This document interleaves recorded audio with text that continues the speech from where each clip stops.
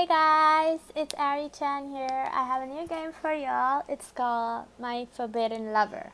So I can't wait, so let's get started.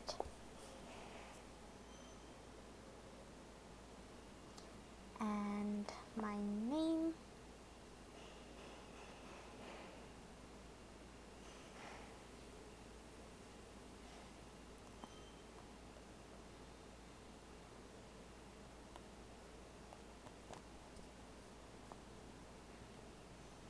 So first thing we have is our basic prologue.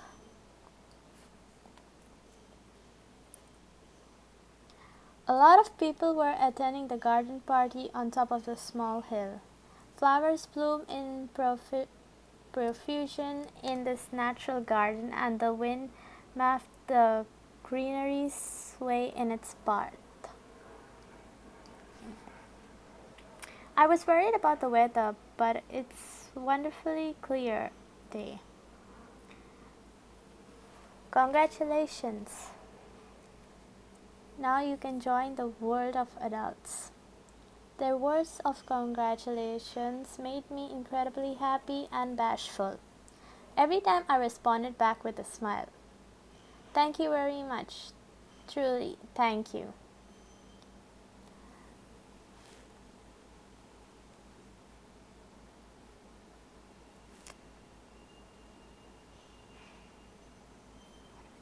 Once the line of people congratulated me, dead down, I squinted up at the bright blue sky. Papa, Mama, I can stand on my own 2 feet starting today. I wonder if my word reached my parents in heaven. I was raised in an orphanage called Vigilant Corps, managed by a lower branch of the Mafia. Wow.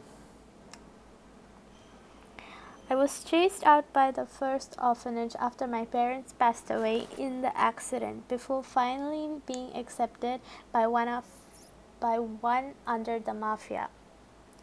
I was a mess over losing 2 parents at once, so my memories from that time are vague enough that I couldn't remember why I was chased out of the first orphanage.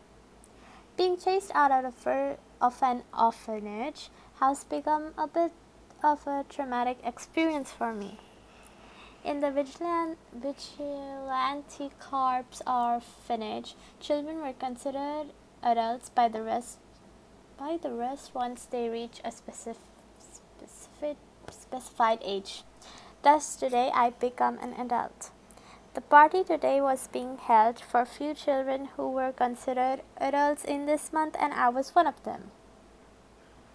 Hey, why are you looking in a daze? Your mouth will free if you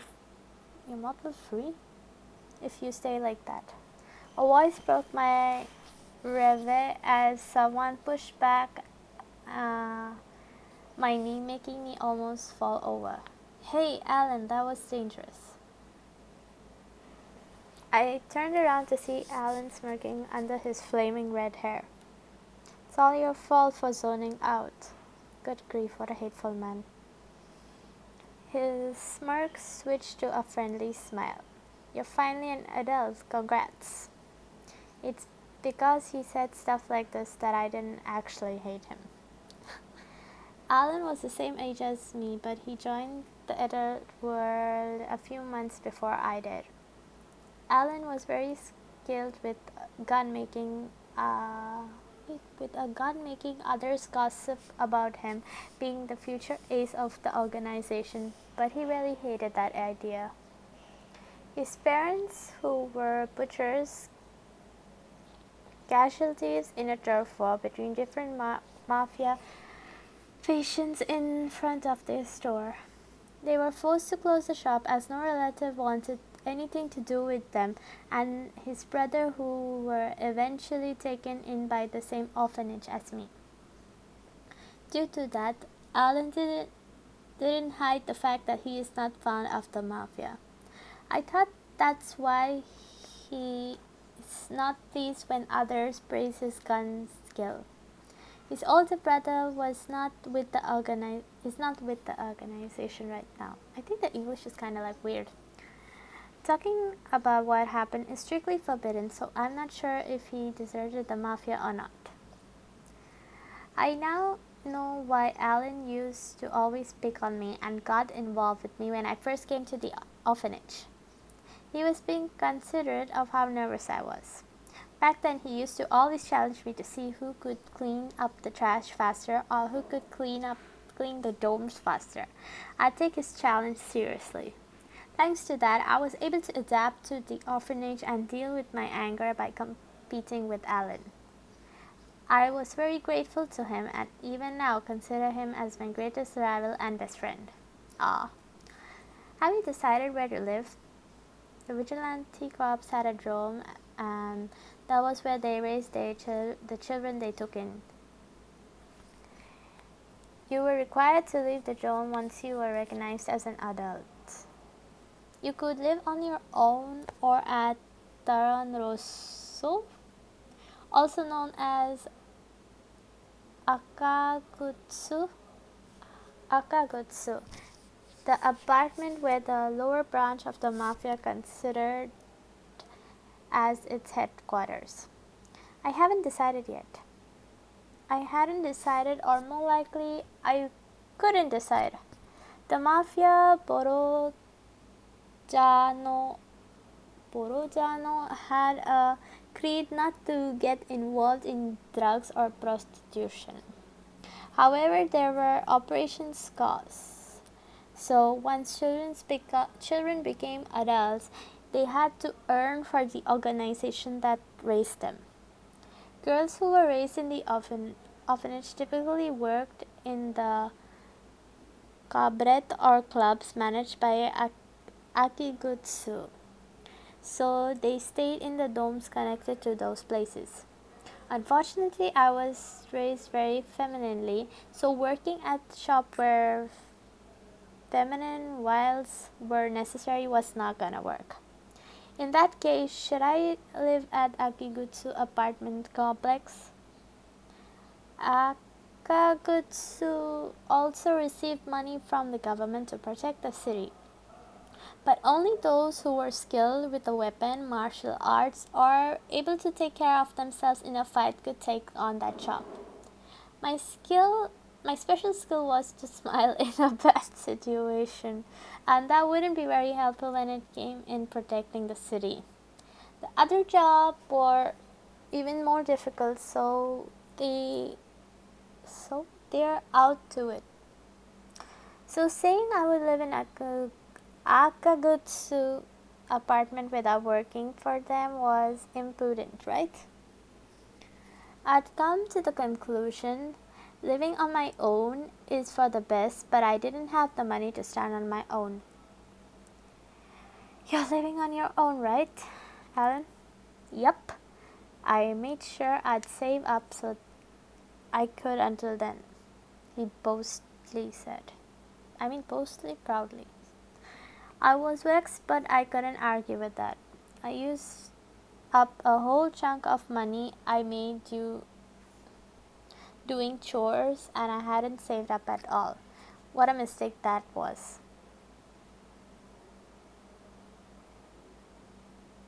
This girl is just an idiot and too generous. You should know she doesn't have any money on her after always buying candies for us, don't you, Alan? Dulio? That's kind of weird. I'm happy you're sticking up for me, but have a little respect for your big sis. Would you? Delio ignored my comment and sticked a fork into the fruit on his plate. Okay, say ah. Come on now, the older sister should be the one doing that. He's such a precocious child. Delio entered the orphanage after me. I took care of Delio like a younger brother because he was the first who joined after me. Delio became very attached to me too. He had a pretty face like a girl and was very popular with other girls, but he wouldn't hang out with anyone aside for me. At most, he might speak to Alan a little. He was always playing with He's always playing with strings on his own. At first, I thought he was strange for playing with strings until I learned his dead parents were tailors. You don't have to leave, Aisawa. Let's stay together from now on, too, okay? Lilio looked up at me with puppy dog eyes as he held a plate full of fruits. Aw, he's so cute. I was weak when he came when it came to him acting spoiled with this face. Of course, there's no set rule that you needed to leave the orphanage dome after becoming an adult.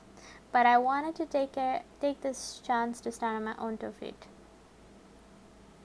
Alan, no getting a head start. You're an adult too. As if I care. You're that adamant. Hurry up and become an adult yourself. I watched the two walk off, whispering about something I couldn't make out. I returned thinking about the main problem for the moment: where to live. All the other girls who didn't take on the jobs ended up having to get married, and I was not keen on that. You couldn't fall in love in the vigilante game until you become an adult. There was a dreadful punishment lying in wait for anyone who broke the rules, so no one did. In return, once people were recognized as adults, they could immediately confess or got confessed to. There were a lot of cases where people would confess and found they both liked each other, and if one of them was old enough, they'd immediately got married. I understood the admiration for starting a family, but getting married right away was impossible for me. Plus, it's not like there was anyone I had feelings for. Hey, this is a celebratory occasion. You should smile. I lifted my head as I saw Gerald perking at me. You're one of the people being celebrated today. Why the long face? Gerald was the one who took me into the vigilante corps. He was like an older brother and a father to me. While all the other girls gradually became sexy and cute enough to turn men's heads, I couldn't do that myself, he said. It's not like you have to do that. He gently comforted me. You are perfect the way you are. I took those words to mean that I have no feminine qualities though. I was thinking about what I should do now. Have you found the answer? I shamefully shake my head. I just at the part where I realize there's nothing I can do.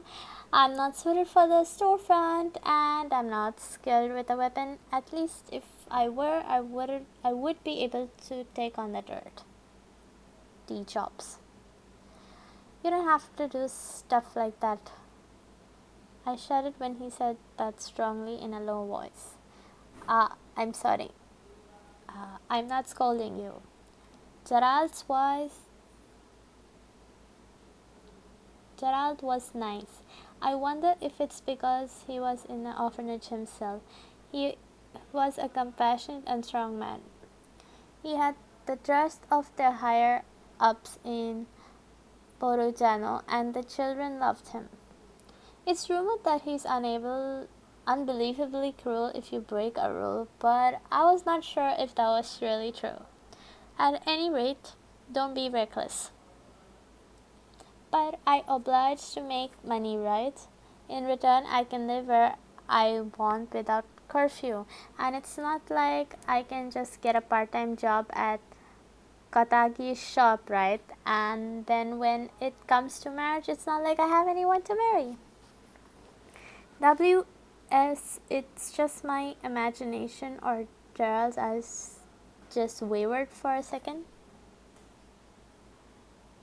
His eyes locked onto me with a stronger and more earnest gaze than usual. If you're interested. His voice was hoarse. His large hand quietly reached for my cheeks when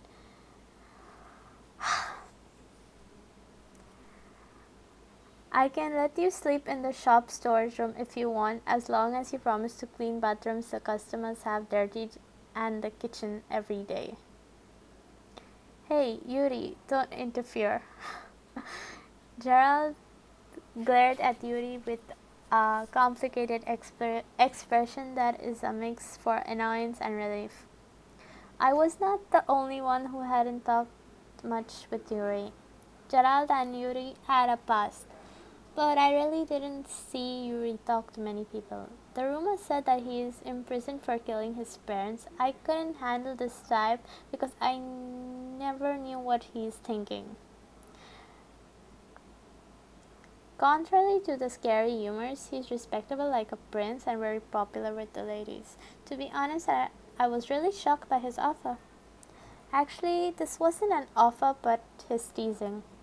Interfere? Hey, Gerald, don't take me you were planning on proposing to this brat. The usual expressionless Yuri purposely had a face, though making a fool of himself. Gerald scolded. He's probably ticked about having that said about him. I couldn't take it, so I intervened. Hey Yuri, you are being rude to Gerald with that comment. Gerald will never be like that with me, so please rest assured. A skillful man like Gerald was no need to pick a girl like me who had no femininity. I timidly conveyed my thoughts on the situation. Yuri tried to hold back his amused laugh. This was the second time he had surprised me today. I never seen him laugh before. My condolence, Gerald. Shut up. Angry, Gerald put his hand around Yuri's neck and walked off with him like that. More importantly, Yaku showed up again. On the side? On the inside. Daichita is... I couldn't hear the rest. Daichita was a crooked rival mafia. They smuggled drugs, prostitute women, assassination, and anything else that would turn into be a profit. I didn't want to lose to them, but lately there had been rumors that their drugs were circling in not only Akugutsu but also the headquarters. I hope they were only false rumors. But it's not like it's my place to worry about such problems. Before that, I need to take care of myself. I'll get a drink for now. I pushed through the crowd of chattering people to get a drink from the table when screams and roar of a car came to the entrance garden, followed by continual sounds of machine guns firing off randomly. More screams pierced the air. What's going on?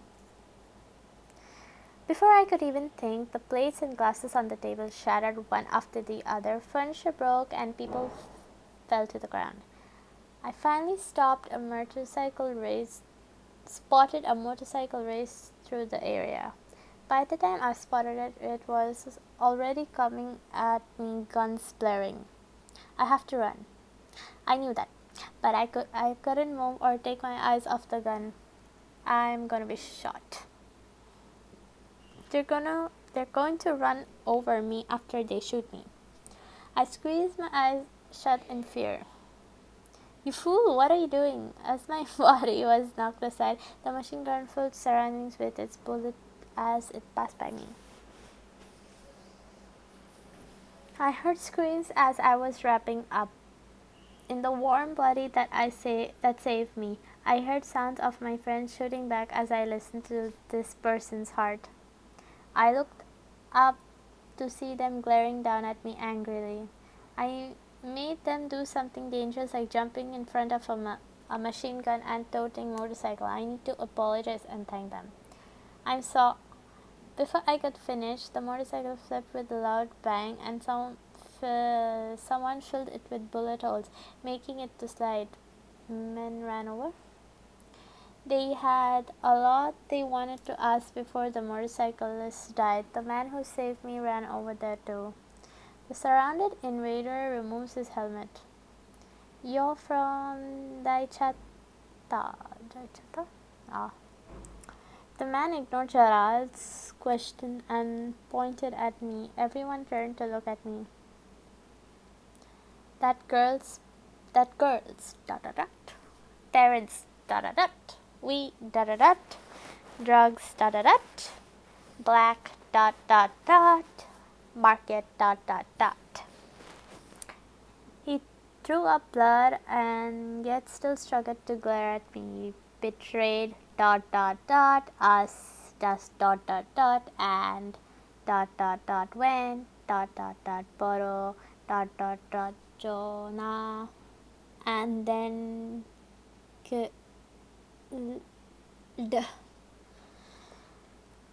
what? Don't spout crummy lies. I heard Dilo's icy voice in the distance. Dilo took out the thread he always played with and quickly coiled around the rider's head. Gerald stopped him from killing the attacker. Don't, he's dead. After a moment of silence, the destroyed party venue fell into mayhem. Wasn't today a venue classified secret? I just missed one line. The higher up suspect a spy in our rank after the Yuka incident. They speak with reservations as they watched me. They're wrong, I'm not a spy. My parents died in an accident. It's a lie that they were assassinated. I wanted to scream at them, but I was shaking so bad I couldn't speak. I mean, if it's true, then what should I do? Damn, that office. 2 days after the shooting, Borujano ordered all the younger members to move in pairs. The higher-ups would decide the pairs, and someone in that pair was going to keep tabs on the other person. Obviously, it's not supposed to know who really keeping tabs on who. Our mafia was putting its full effort into uncovering the spy. I'll probably be under watch too. Don't let it get to you. Besides, if the real one gets caught, quickly your name will be cleared. That's true. If we find the real spy, then their suspicion of me will fade away too. I might be able to find about Papa and Mama really did die in an accident. Pairs will sleep and eat together. We don't have many women, so we can't pair the women up. Be careful, Asawa. Be careful of what? Not to drag your partner down. Oh, good point. I need to do my best for myself as well. That's not good. That's not what Gerald meant. Dilo interjected. Yuri looked at him with contempt before leaving. If it's not just my imagination, Yuri seemed to hate Durio. It would be rough if they got paired up. How will you know who your partner is? Orders with the place and time will come to you. There you will meet your partner and learn who will be keeping tabs on whom. What an intricate plan. To show how serious they are, you guys better be serious about it too. Orders arrived at my house that day. Thus I went to the appointment time and place to see that person who rescued me from the motorcycle. How do you know? It could be like anyone. This concludes the prologue. Please pick your character's story route to continue the storyline. Okay, so I'm gonna stop and the next video will be like who I pick.